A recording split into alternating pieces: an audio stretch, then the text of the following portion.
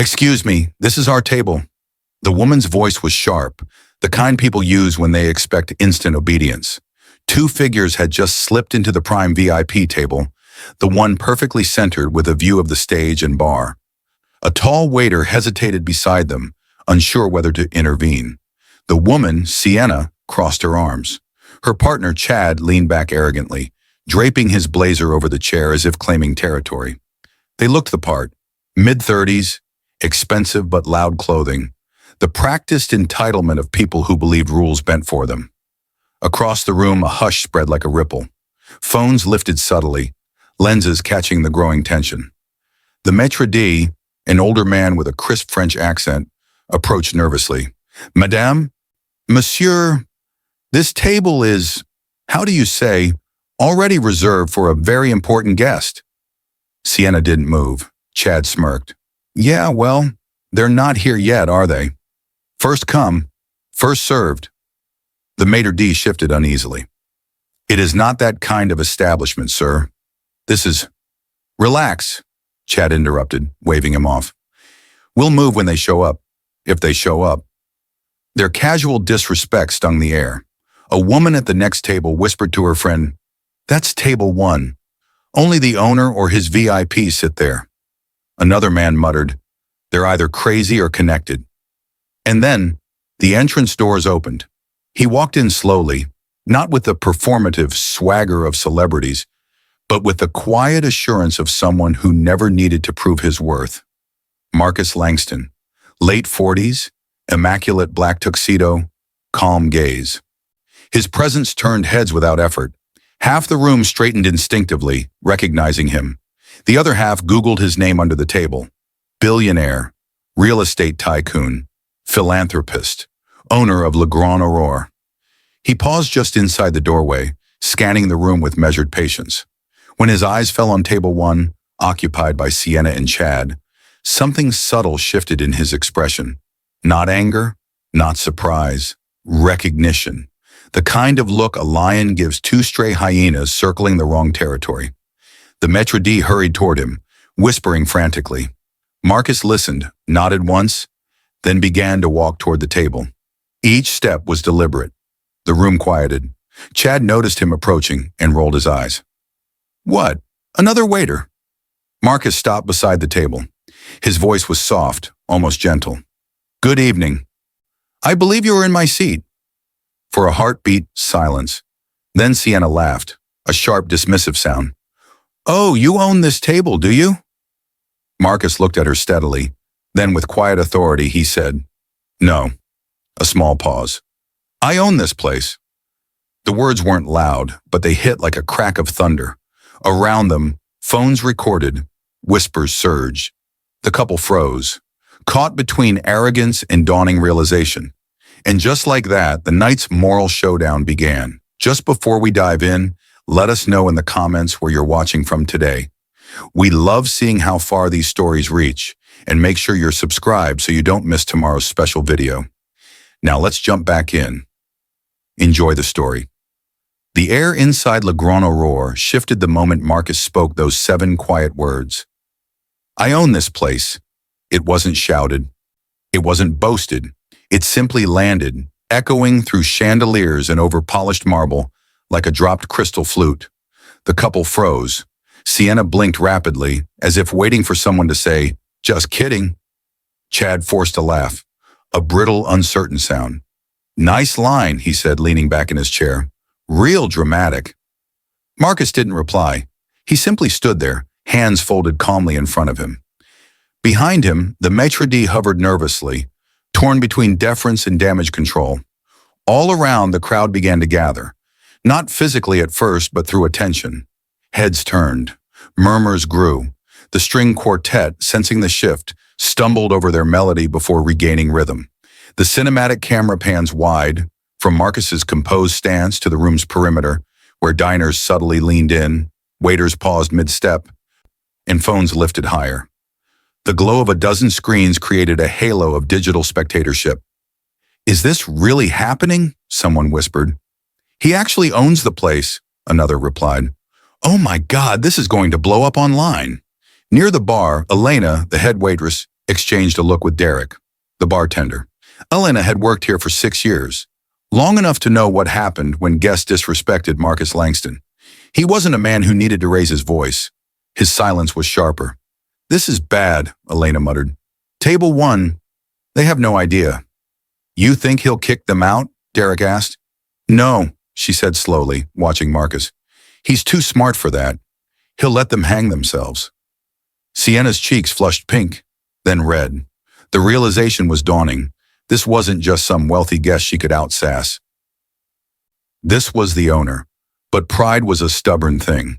She crossed her legs deliberately, picking up her champagne flute with a practiced air of superiority.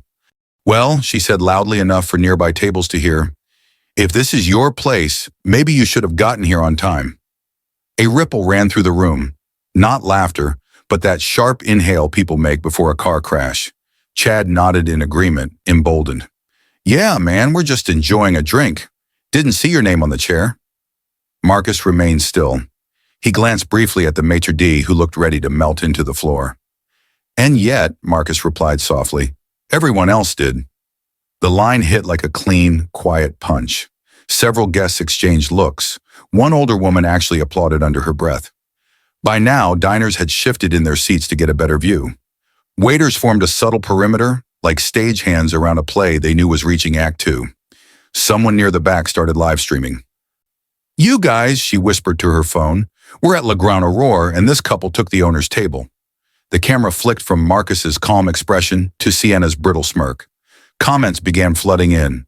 "They're done. I can't believe they're doubling down. This is going viral for sure." Marcus didn't raise his voice. He didn't call for security. He just stood there watching them. There was a quiet gravity in his presence, the kind that made even the clinking of glasses sound too loud. And this stillness, this deliberate, patient restraint, started to unsettle Chad and Sienna far more than anger would have. Chad shifted in his seat. "Look, man, we don't want trouble. We'll finish our drink and go, okay?" Marcus tilted his head slightly. "No," he said simply. "Not okay." The maitre d' swallowed hard. Elena froze mid-step, holding a tray like a shield. The couple exchanged nervous glances now, the earlier arrogance starting to crack around the edges. "What's he waiting for?" a man near the bar whispered. "For them to realize exactly who they've embarrassed," someone answered. Outside, through the tall glass windows, curious passers-by started pressing closer. They couldn't hear, but the body language inside told a story. A story already being broadcast across half a dozen live feeds. A sleek black SUV had pulled up to the valet, its tinted windows catching the light. Someone inside was clearly important. The tension twisted tighter. Marcus glanced briefly toward the door, then back to the couple. His voice, when it came, was soft enough that only the closest could hear. But microphones and phones picked it up anyway. "You've made this evening interesting," he said. "Let's see how it unfolds." The line wasn't a threat.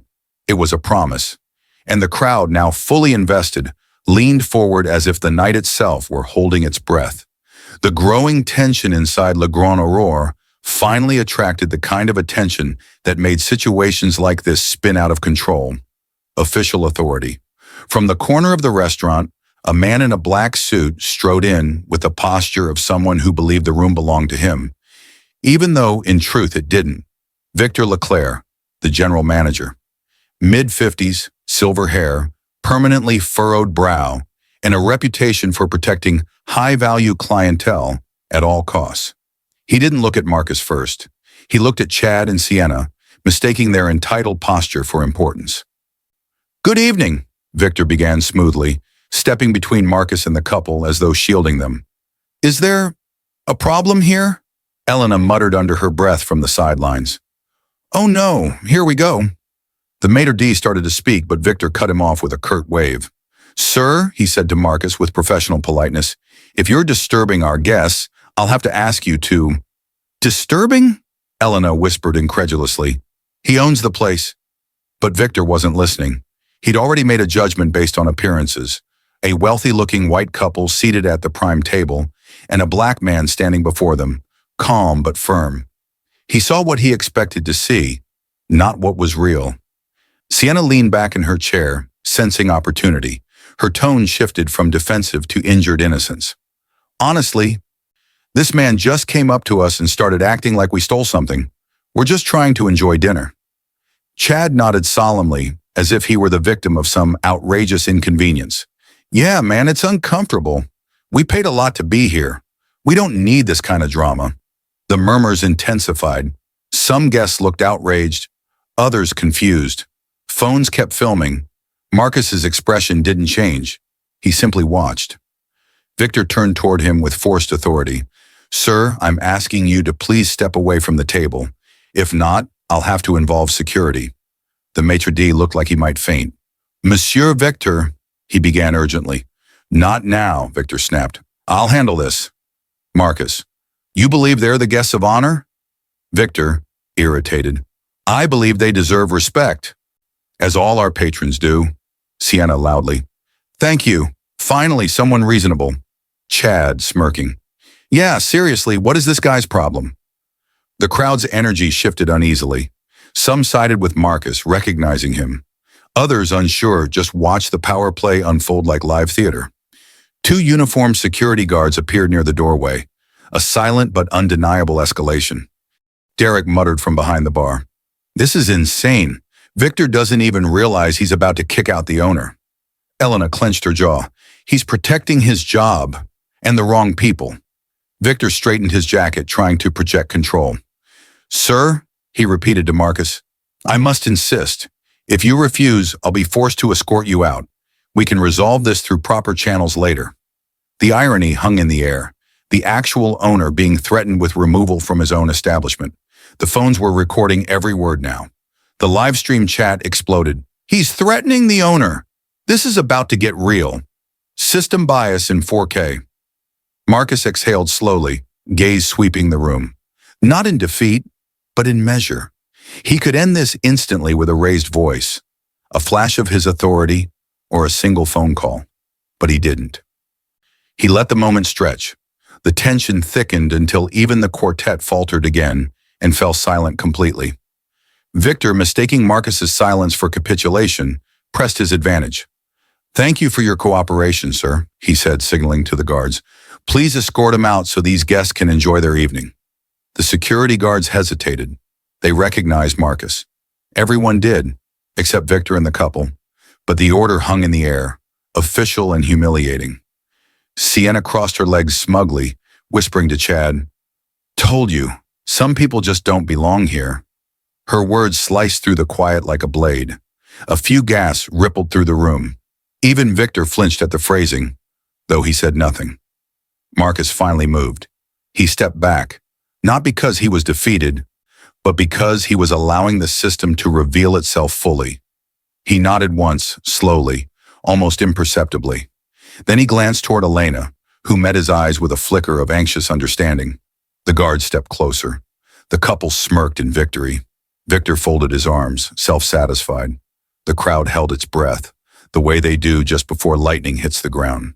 For a fleeting moment, it looked like the billionaire had lost control of his own kingdom, and in that unbearable stillness, everyone knew something was about to break. The room had sunk into a taut silence, like the pause between a lightning flash and the thunderclap that follows. Victor's arm lifted slightly, signaling the security guards forward. The couple leaned back smugly, certain they'd won, and Marcus Langston, the man they were trying to eject from his own empire, stood perfectly still, a quiet storm waiting to break. Escort him out, please, Victor repeated firmly. The guards exchanged glances. They'd seen Marcus here countless times, arriving in tailored suits, walking straight past the host stand, being greeted like royalty by the staff who actually knew. But Victor's order placed them in a dangerous crossfire between policy and power. Before they could move, a voice from the entrance sliced through the tension. Victor, what exactly do you think you're doing? All heads turned. Through the tall glass doors strode Amira Caldwell, Marcus's chief of operations, a sharp, commanding woman in a sleek navy suit. She moved like someone who had 10 meetings scheduled and no time for foolishness. Miss Spotter? Caldwell, Victor began nervously. No, Amira cut in, raising a hand. Answer the question. Right now. Victor cleared his throat. There was a disturbance. This gentleman, she said icily, is Marcus Langston, the owner of Le Grand Aurore, the man who signs your paychecks, the man whose table you allowed to be stolen because you couldn't be bothered to check the reservation list before siding with the loudest voices in the room. The words detonated like a series of controlled explosions. It happened almost physically. Chad's smirk evaporated mid-expression. Sienna's champagne flute froze halfway to her lips. Victor's color drained like someone had pulled a plug. The guards stepped back instinctively, straightening. The crowd collectively inhaled and held it. The string quartet had stopped playing long ago. But now even the air seemed to stop moving. Someone near the bar whispered, "Wait, he's Marcus Langston?" Another guest muttered, "Oh my God." A phone screen caught Marcus's Wikipedia page. The photo unmistakable. It spread down the live stream chat like wildfire. "Holy, it's the owner." "Victor's done. Sienna and Chad are finished." Marcus didn't gloat. He didn't need to. He stepped forward slowly, straightening his jacket with quiet precision. "I tried to handle this politely," he said, voice low but carrying clearly, "but it seems courtesy isn't always recognized." He turned to Victor, who stood frozen like a statue. "You've been managing this place for 8 years, and yet you still judged the situation before you understood it." Victor stammered, I didn't realize." "No," Marcus interrupted gently. "You didn't look." "That's worse." The line landed like a gavel strike. Then Marcus shifted his gaze to Chad and Sienna. His eyes were steady, not cruel, but they cut through every layer of their bravado. "You saw a table," he said softly, "and assumed it belonged to someone who wouldn't fight back. You were wrong." Sienna opened her mouth, then closed it. Chad swallowed hard, trying to find words that didn't exist. From a wide angle, the entire restaurant looked transformed. Moments ago, Marcus had been the cornered man, facing down authority and arrogance. Now, without raising his voice, he had flipped the axis of the room. The staff straightened, suddenly remembering their loyalty. The crowd buzzed like static electricity, disbelief giving way to a collective, delicious realization. They were witnessing a reversal in real time. Victor stepped back, whispering frantically, "Mr. Langston, Bray." "I had no idea." "Clearly," Marcus replied, "which is exactly the problem." Chad half rose from his chair, as if to apologize, but Marcus's raised hand stopped him cold. "Don't," Marcus said simply. "You've said enough tonight." The security guards melted into the background. Elena exhaled for the first time in minutes, muttering, "There it is, finally." The whispers surged like a wave rolling through the crowd. Guests turned to each other, half in shock, half in satisfaction. Phones were still recording, but now it wasn't scandal they were capturing. It was justice unfolding live.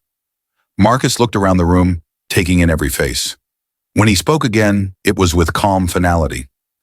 "Now," he said, turning toward Victor and the couple, "shall we continue pretending, or should we start telling the truth?" No one moved. No one dared. The mask was off. The real hierarchy of the room stood exposed, not through yelling, not through aggression, but through undeniable truth. And in that silence, the entire power dynamic flipped like a switch. For a heartbeat, the entire restaurant stood suspended in electric silence. Then, everything broke loose. The live stream feeds exploded. Comments flooded in faster than moderators could keep up. "OMG, he's the owner." Victor really tried to kick out his boss. "Sayer, table 1 is trending already." "This couple is done. Internet never forgets." On TikTok, the clip of Amira's reveal hit 20,000 views in minutes. Twitter hashtags lit up. Table 1, Marcus Langston, entitlement exposed, system bias live. Screens glowed across the room as guests shared videos in real time. Outside, curious passersby stopped to watch through the glass. The story had escaped the building. Sienna's smug composure crumbled first. Her hands trembled around her champagne flute. She glanced at the cameras, realizing every angle of her arrogance had been immortalized. "Turn them off," she hissed to Chad. "Turn them off." But Chad was too busy refreshing his phone. His face drained as he saw his own smirk looping on half a dozen live streams. "Oh my God," We're trending, he whispered. This is bad. This is really bad. Guests at nearby tables didn't hide their satisfaction. Serves them right, someone muttered. You can't walk into a lion's den and act like you own it, another added. The couple stood awkwardly, trying to regain control of a situation they no longer controlled. Sienna forced a smile toward Marcus, brittle and desperate. Mr. Langston, we didn't mean— You meant every word, Marcus interrupted softly. But now the world has heard them too. Her face blanched. It wasn't just embarrassment now. It was fear. Fear of reputation. Fear of consequences. Across the room, Victor looked like a man watching his career collapse in real time. His posture stiffened, then crumpled. Mr. Langston, I deeply apologize, he stammered. I didn't recognize you. It was never about recognition, Marcus said, his voice cutting through the chatter like silk over steel. It was about judgment. Victor opened his mouth, but Marcus lifted a hand, silencing him effortlessly. 8 years, Marcus said. 8 years of leadership. And tonight, you chose appearances over facts. You sided with arrogance over truth. That's not leadership. The crowd murmured, some nodding in agreement. Elena, by the bar, folded her arms and whispered, About time someone said it. Victor's eyes flickered to the cameras, the dozens of phones still recording. His authority disintegrated under the weight of public scrutiny. We'll talk in my office tomorrow, Marcus finished. But for tonight, step back. Victor obeyed. It wasn't a request, it was a verdict. The room buzzed like a live wire. People whispered, filmed, uploaded. The quartet restarted softly, unsure, their music weaving through the tension like a thread through broken glass. Waiters moved nervously, pretending to resume service, but all eyes kept drifting back to the center, to Marcus. He stood calmly, hands clasped behind his back, watching without gloating. He didn't need to shout. He didn't need revenge. The world was doing it for him. Marcus Langston is number 3 on Twitter already, someone near the bar whispered. Number 2, their friend corrected seconds later.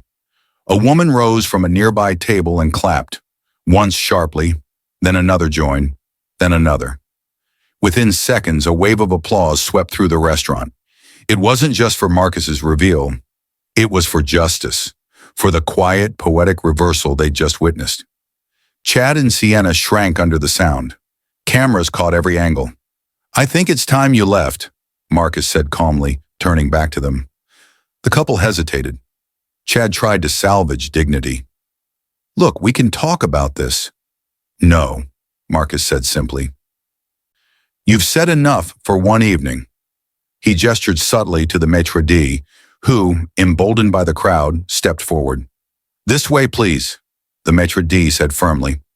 The couple moved through the restaurant like actors leaving a stage after the final curtain. Except the audience wasn't applauding them. They were watching their retreat with cold, satisfied eyes. Phones followed their exit until the doors swung shut behind them. The chaos swirled around him, but Marcus remained the calm center of the storm. He didn't revel in their downfall. He simply watched justice take its natural course, quiet and steady. Amira stepped beside him. That escalated fast, she murmured. No, Marcus replied softly. It unfolded exactly as it should.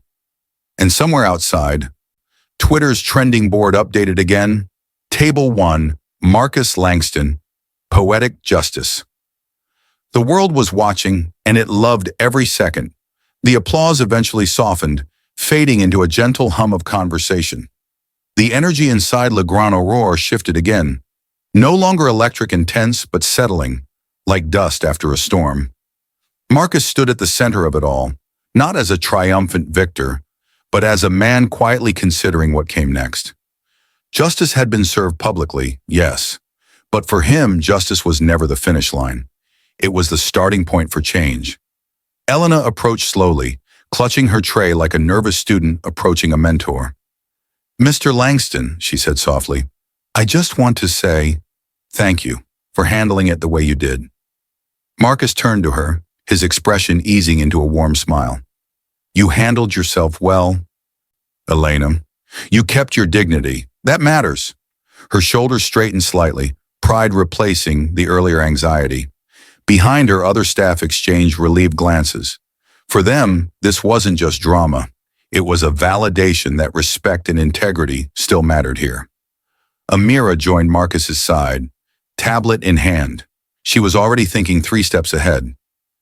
"You know this is going to be everywhere by morning," she said quietly. "We could ride the PR wave or shape it." "Shape it," Marcus replied. "Always." He glanced around the restaurant, the same marble floors, chandeliers, and velvet drapes. But tonight they felt different, seen, honest, awake. The next morning, Le Grand Aurore's official social media accounts released a statement drafted personally by Marcus.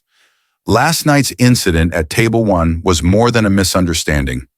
It revealed blind spots, in perception, in judgment, and in how easily appearances can distort truth. Le Grand Aurore was built to celebrate excellence, not entitlement.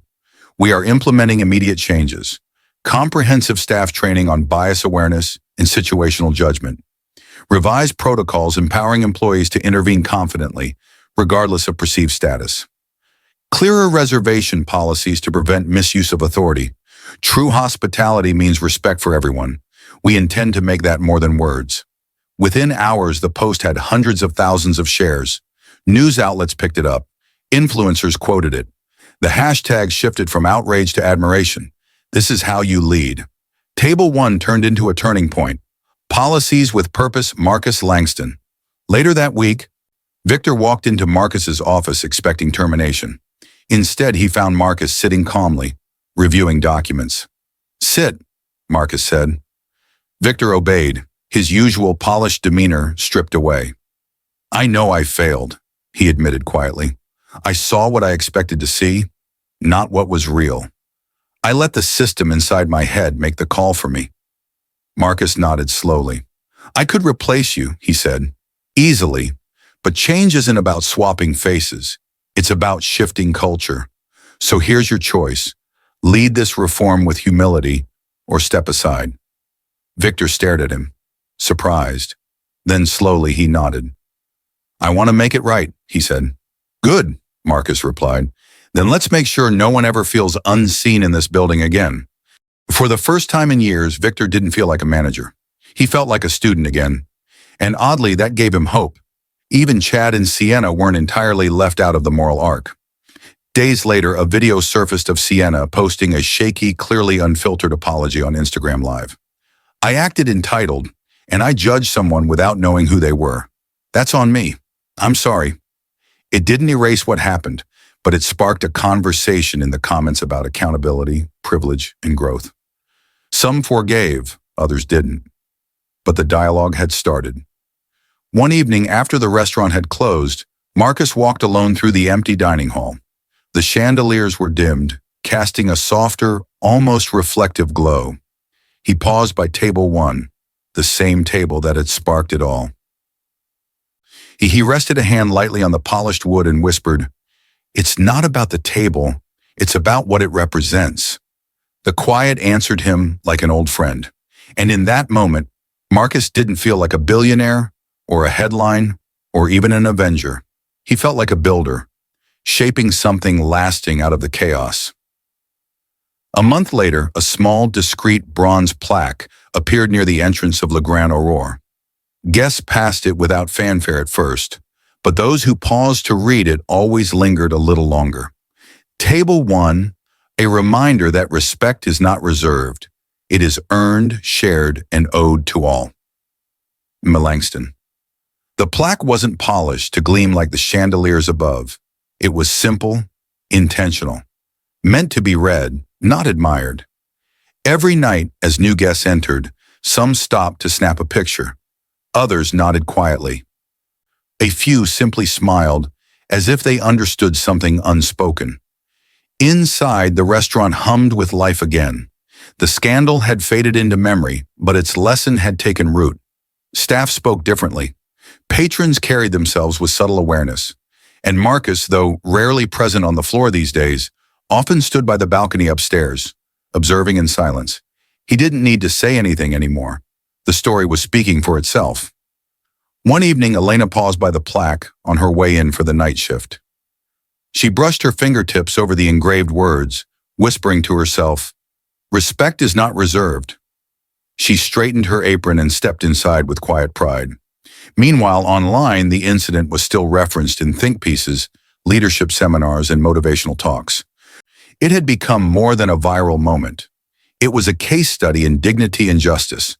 Because one night, when arrogance collided with quiet power, the world was reminded of a simple truth. You never truly know who you're talking to.